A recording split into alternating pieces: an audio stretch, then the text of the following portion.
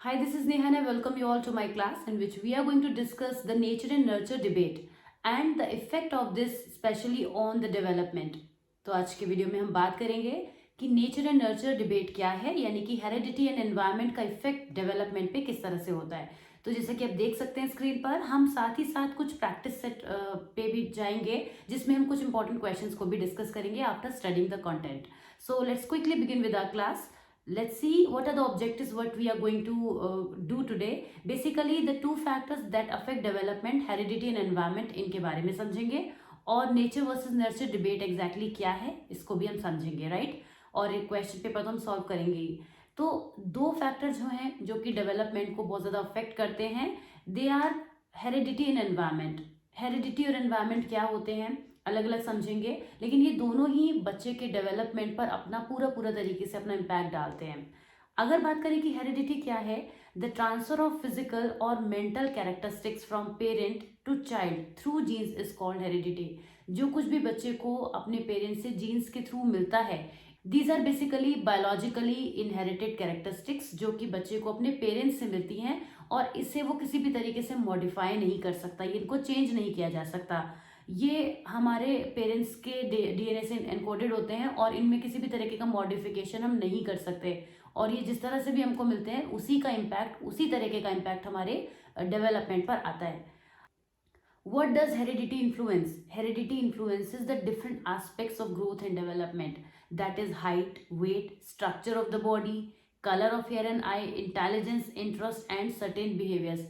आप देख सकते हैं यहाँ पे ग्रोथ और डेवलपमेंट दोनों के फीचर्स को लिया गया है। जैसे कि अगर पेरेंट्स जो है वो शॉर्ट हाइटेड है तो जनरली देखा जाता है कि बच्चे भी शॉर्ट हाइटेड होते हैं। तो ये एक जेनेटिक हेरिडिटी जो होता है जेनेटिक, तो ये एक जेनेटिक इन्फ्लुएंस है जो कि हमें अपने पेरेंट्स से मिलता है। साइकोलॉजिकल फीचर्स की बात करें तो जनरली ऐसा होता है कि पेरेंट्स अगर बहुत ज़्यादा इंटेलिजेंट हैं, उनका आईक्यू बहुत हाई है तो बच्चों का भी होता है, या लो है तो बच्चों के साथ भी वैसा ही होता है। तो ये चीज़ें हमें अपने पेरेंट्स से एनकोडेड मिलती हैं, जेनेटिकली रिसीव होती हैं, तो इनमें हम कोई चेंजेस अपनी तरफ से नहीं कर सकते।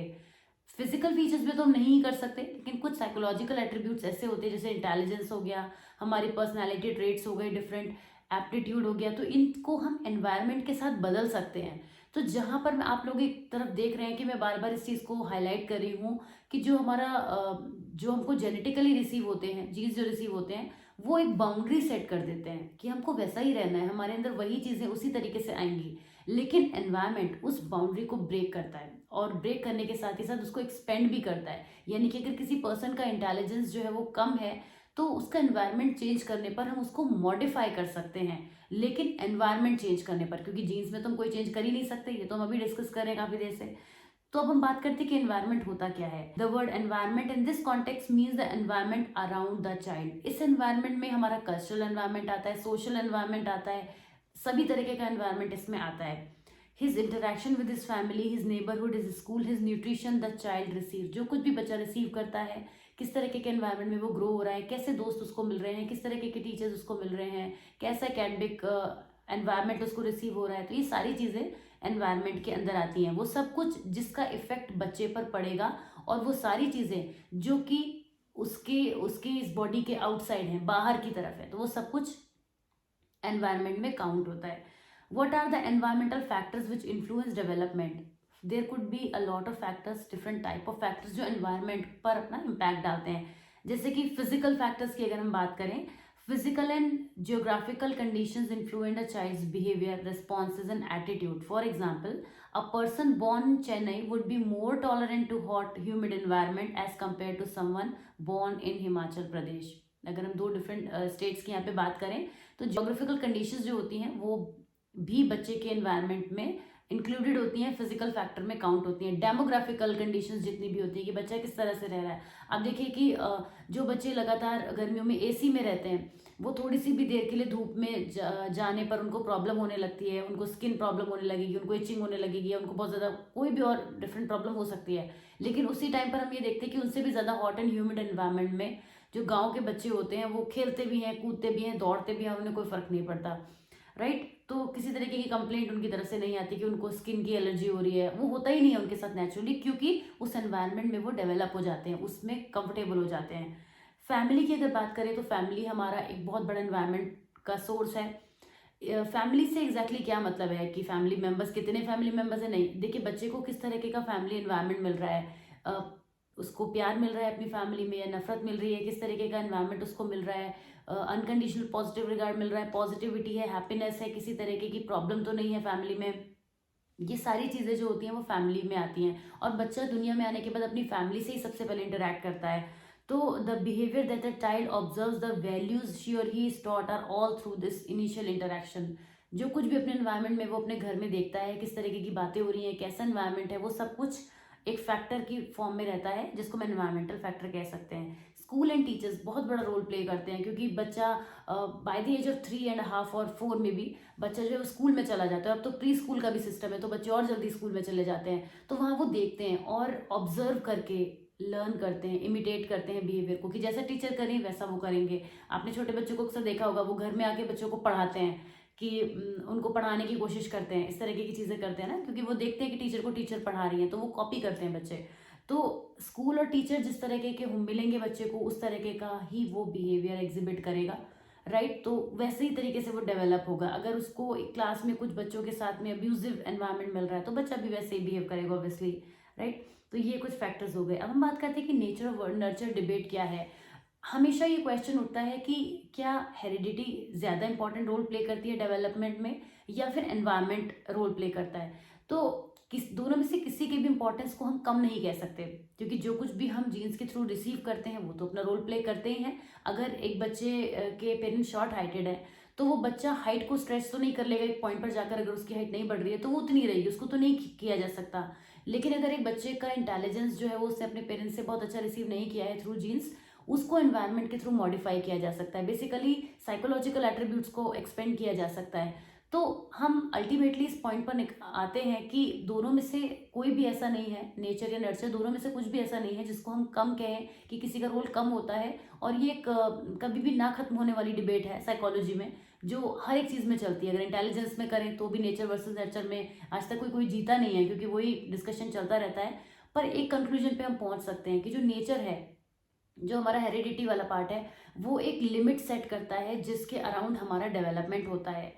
लेकिन जो नर्चर है, यानी जो एनवायरनमेंट है, वो हमेशा उस लिमिट को ब्रेक करने की कोशिश कर सकता है। ब्रेक किया जा सकता है, हमेशा कर लेंगे ऐसा भी पॉसिबल नहीं है, लेकिन कर सकते हैं, हो तो सकता है एटलीस्ट, है ना। तो ये चीज़ हमें समझनी है कि this is called nature versus nurture debate, और जो कि डिफरेंट साइकोलॉजिकल एट्रीब्यूट्स में यूज होती है। अब हम कुछ क्वेश्चंस की बात करते हैं। देखिए, which of the following is predominantly a heredity related factor. इनमें से कौन से फैक्टर को आप हेरिडिटी में ऐड करेंगे, काउंट करेंगे। Attitude towards peer group, attitude जो होता है अपने पीयर ग्रुप के towards. Thinking pattern, colour of the eyes, participation in social activities. तो जो यहाँ पे हम देख सकते हैं, जो कलर ऑफ द आईज है वो हमें एक जेनेटिक कोड की फॉर्म में रिसीव होता है, तो यही एक हेरिडिटी फैक्टर है जिसको हम यहाँ पे मार्क करेंगे। So option C is the correct answer. Environmental factors that shape development include all of the following except what। इनमें से क्या है जो कि environmental factor that shape development, इनमें से कौन सा है। quality of education, physique, quality of nutrition and culture। तो यहाँ पे quality of education एक environmental factor है, quality of nutrition, culture ये भी environmental factor है। so obviously physique जो है, physical features जो है वो हमारे वैसे भी environment में नहीं आते हैं, तो यही एक करेक्ट आंसर हो जाएगा। Option B is the correct answer. Next आगे बढ़ते हैं। In the context of nature and nurture debate, which one of the following statement seems appropriate to you. Child is like a blank slate whose character can be moulded by the environment into any shape. Environmental influences only have a little value in shaping up a child's behavior, which is primarily genetically determined. Heredity and environment are inseparably interwoven and both influence development। ये तो true है ही, पर last option भी पढ़ लेते हैं। Children are genetically predisposed to what they would be like, irrespective of whatever environment they grow up in. No, that's false. So option C is the correct answer here for this question, कि nature versus nurture debate का जो जिसको हम summarize भी करते हैं वो यही option होगा, right? आगे बढ़ते हैं। The nature nurture debate refers to what? Genetics and environment, behavior and environment, environment and biology, environment and upbringing। तो नेचर नर्चर डिबेट इनमें से किसको कनेक्ट करती है? जेनेटिक और एनवायरमेंट को। ये इतनी देर से हम पढ़ भी रहे हैं, so option A is the correct answer. आगे बढ़ते हैं। Human personality is the result of what? Upbringing and education, interaction between heredity and environment, only heredity. So दोनों के ही इंटरेक्शन से ह्यूमन पर्सनैलिटी बनती है और डेवलपमेंट भी हमारा उसी हिसाब से होता है। तो option B is the correct answer कि हेरिडिटी और एनवायरमेंट दोनों का इंटरेक्शन होता है। Which one of the following statement is true regarding the role of heredity and environment in human development? सभी ऑप्शंस को देख लेते हैं। The role of environment is almost fixed, whereas the impact of heredity can be altered. The theories based on the behaviorism are largely based on the role of nature in human development. The relative effects of heredity and environment vary in different areas of development. This is the true one. यही true है कि जो heredity और environment के relative effects हैं वो very करते हैं, डिफरेंट डिफरेंट जगहों पर वेरी करते हैं, जेनेटिकली भी वेरी करते हैं और एनवायरमेंट तो वेरी करते ही हैं। The policy of compensatory discrimination of the government of India is based on the role of nature in human development. This has nothing to do with the question, so option C is the correct answer यार।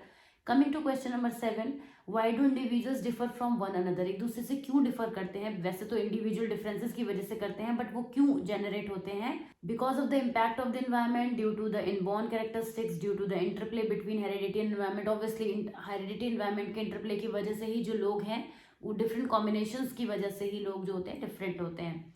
What is meant by nature and in nature nurture controversy? Nature का क्या मतलब होता है? So biological gives और hereditary information, जो इसमें जो नेचर है वो हमारे हेरिडिटी पार्ट के लिए यूज होता है, जो नर्चर है वो एनवायरनमेंट के लिए यूज होता है। तो पूछा गया है कि नेचर नर्चर में से जो नेचर है वो क्या है, तो आपको पता होना चाहिए ऑप्शन बी जो दिया हुआ है, हमारे जो बायोलॉजिकल गिव्स होते हैं या फिर हमारे हेरिडिटरी इन्फॉर्मेशन जो होती है उसको हम नेचर में काउंट करते हैं, राइट। एनवायरनमेंट को हम नर्चर में काउंट करते हैं। तो ये सब हमने आज की क्लास में पढ़ा। So this was it for today. Hope you would have understood the class well, and if you have like the content then please press one like and also subscribe to the channel अगर आपने अभी तक नहीं किया है। And I will see you soon in the next video. Till then take care, bye bye.